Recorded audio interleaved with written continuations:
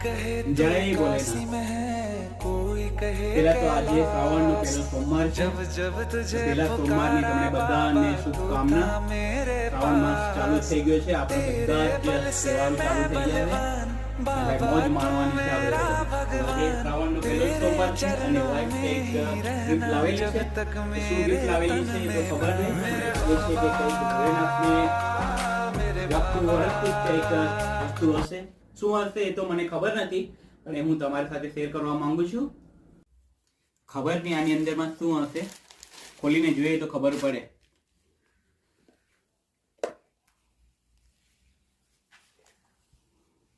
વાવ, રુદ્રાક્ષની માળા।